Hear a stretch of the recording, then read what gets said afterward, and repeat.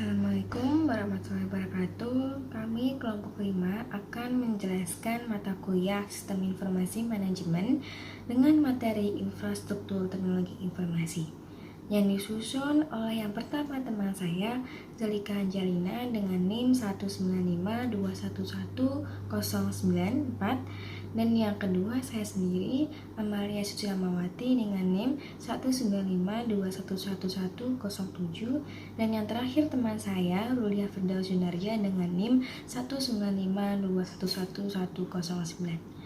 Kemudian di dalam infrastruktur teknologi informasi, kami akan menjelaskan mengenai 4. Yang pertama, pengertian infrastruktur teknologi informasi sendiri.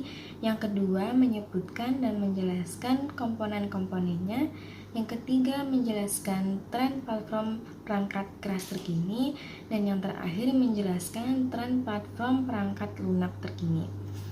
Yang pertama, saya akan menjelaskan mengenai pengertian infrastruktur teknologi informasi. Infrastruktur teknologi informasi dapat dikatakan sebagai sekumpulan layanan-layanan yang melingkupi seluruh layanan yang diatur oleh pihak manajemen. Layanan-layanan tersebut terdiri atas kapabilitas manusia dan teknis. Kemudian, sedangkan kapabilitas teknologi informasi dapat didefinisikan sebagai kemampuan untuk memobilisasi dan menyebarkan teknologi informasi berdasarkan sumber daya dengan mengkombinasikan dengan sumber daya atau kapital yang lain. Kemudian, kapabilitas teknologi informasi ini meliputi internal teknikal, yaitu terdiri dari equipment, software, dan cabling, maupun human expertise yang dibutuhkan untuk memberikan pelayanan yang dapat dipercaya, menurut Brick dan Turner tahun 2000. Kemudian memberikan pengertian infrastruktur teknologi informasi sebagai penggunaan bersama-sama sumber daya teknologi informasi yang terdiri dari teknikal fisik dari hardware, software, teknologi telekomunikasi, data dan aplikasi inti, dan komponen manusia yaitu keahlian khusus, kompetensi, komitmen, nilai-nilai, norma-norma, dan pengetahuan yang dikombinasikan untuk menciptakan jasa teknologi informasi yang unik bagi organisasi. Kemudian technical technology information infrastruktur sebagai asset of share, tangible informasi teknologi yang membentuk fondasi untuk aplikasi bisnis. Dalam studinya, Duncan mengemukakan bahwa platform informasi teknologi yaitu hardware dan operating system, network dan telecommunication technologies, data dan aplikasi software inti adalah bagian dari tangible technology information.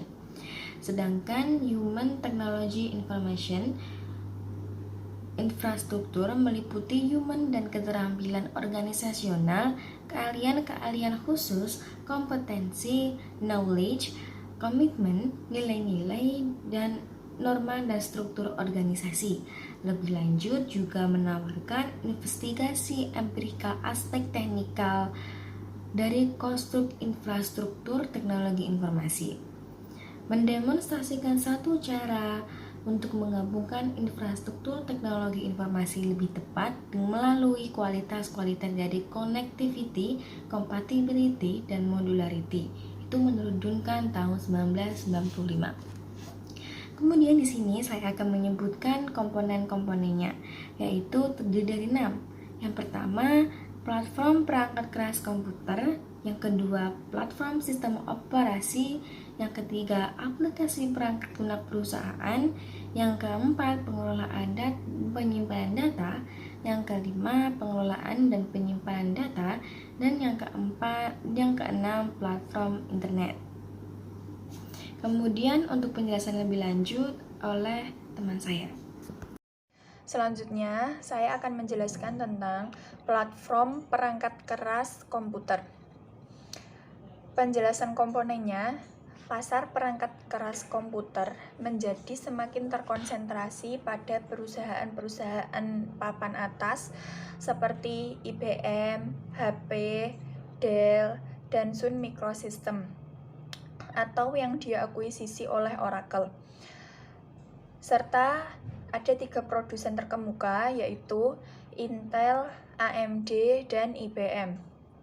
Kalangan industri secara bersama-sama menyepakati Intel prosesor standar untuk kegiatan komputasi organisasi bisnis dengan pengecualian utama di pasar server yang dipegang oleh Unix dan Linux yang menggunakan prosesor buatan Sun Microsystem ataupun prosesor buatan IBM. Pada tanggal 1 Mei tahun 2005, divisi PC IBM secara resmi diambil alih oleh perusahaan Lenovo. Selanjutnya, platform sistem operasi. Microsoft Windows Server meliputi sekitar 35% pasar sistem operasi pada server. Sedangkan 65% sisanya menggunakan sistem operasi Unix ataupun Linux. Produk open source murah dan prima yang terhubung dengan Unix. Microsoft Windows Server mampu menyediakan sistem operasi dan layanan jaringan bagi seluruh perusahaan, serta mendukung perusahaan dalam mencari infrastruktur teknologi informasi berbasis Windows. Chrome OS atau sistem buatan Google menyediakan sistem operasi yang ringkas bagi pengguna netbook dalam menjalankan cloud computing. Program-program tidak disimpan di PC pengguna, tetapi disimpan dan digunakan lewat internet dan diakses melalui browser Google Chrome. Data pengguna disimpan di server lewat internet. Android adalah sistem operasi open source pada perangkat mobil seperti smartphone dan komputer tablet yang dikembangkan oleh Open Handset Alliance yang dipimpin oleh Google. Android menjadi platform smartphone yang paling populer di seluruh dunia, bersaing dengan iOS, sistem operasi buatan Apple untuk iPhone, iPad, dan iPod Touch. Selanjutnya, aplikasi perangkat lunak perusahaan. Penyedia aplikasi perusahaan terbesar adalah SAP dan Oracle, yang mengakuisisi PeopleSoft.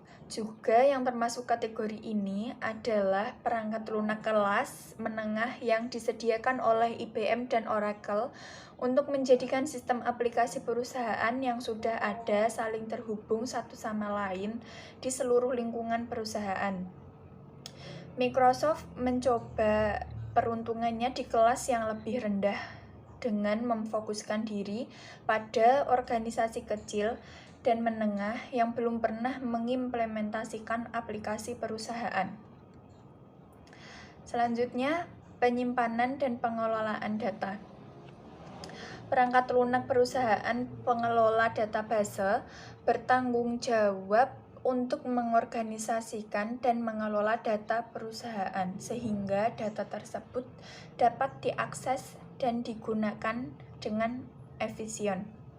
Perusahaan-perusahaan pemimpin perangkat lunak pengolahan basis data adalah IBM atau DB2, Oracle, Microsoft atau SQL Server, dan Sybase atau Adaptive Server Enterprise yang menyuplai lebih dari 90% pasar perangkat lunak database.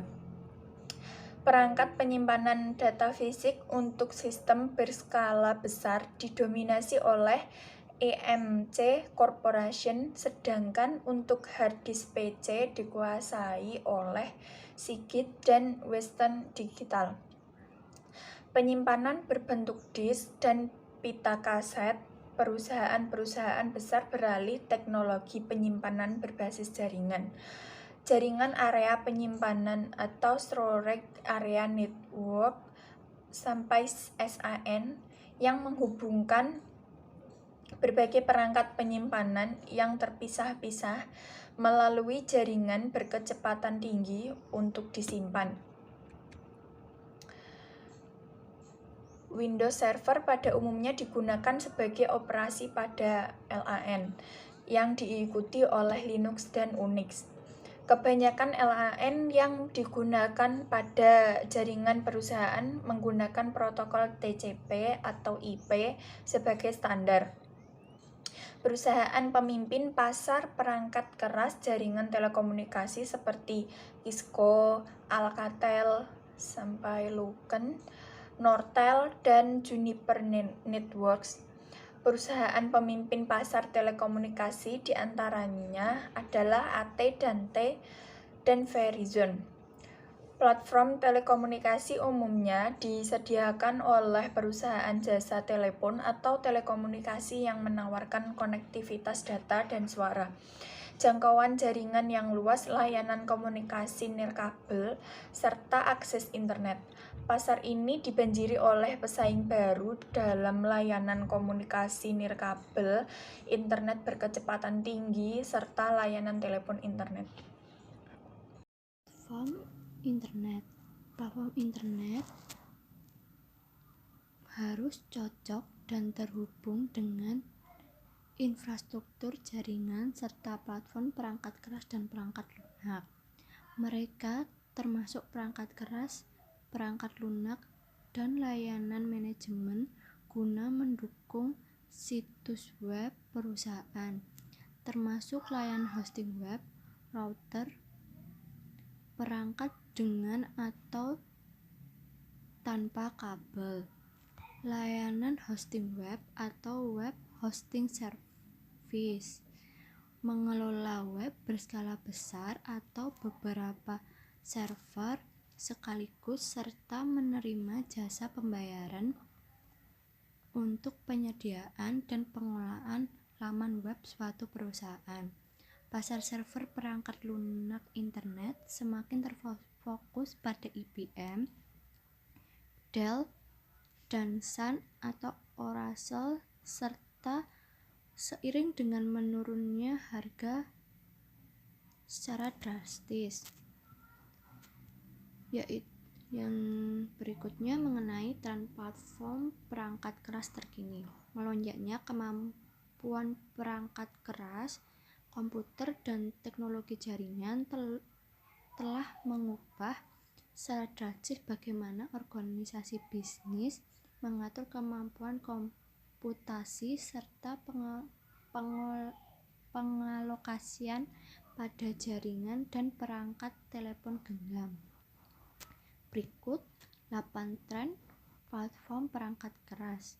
Yang pertama yaitu platform digital mobile, yang kedua konsumerisasi dari IT dan BIOS, yang ketiga komputasi jaringan, yang keempat virtualisasi, yang kelima cloud computing, yang keenam grand computing, yang ketujuh prosesor hemat energi dan kinerja prima, yang kedelapan yaitu komputasi otonom.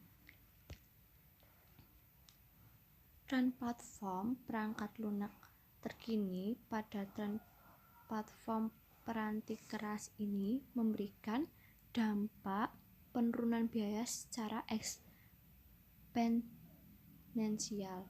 Hal tersebut terjadi karena biaya layanan komputasi dan piranti yang akan digunakan untuk perangkat lunak memiliki biaya yang cukup tinggi.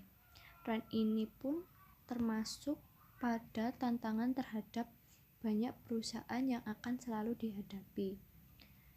Untuk itu, perusahaan perlu mengintegrasikan penyimpanan informasi ke dalam web lunak yang berbeda serta memiliki infrastruktur yang tangguh untuk menahan peningkatan biaya beban yang cukup tinggi dan terhadap serangan-serangan mendadak yang akan menyerang infrastruktur teknologi informasi yang dimiliki. Sedangkan pada tren platform perangkat lunak, tren ini berkaitan dengan penggunaan perangkat lunak di perusahaan. Perangkat lunak yang dipakai biasanya memiliki keterkaitan terhadap penggunaan sistem operasi bahasa, pemrograman, layanan web, dan arsitektur berorientasi layanan jaringan, komputer, dan tentunya peranti perangkat lunak yang dipakai. Berikutnya, 4 tema utama dalam evolusi perangkat lunak kontemporer, yang dimulai dari start, lalu menuju Linux dan perangkat lunak open source. Lalu berikutnya Lava, HTML, dan HTML5, layanan web dan berorientasi pada pelayanan, dan yang terakhir yaitu layanan alih daya sayap, perangkat lunak, dan code saver. Sekian, thank you.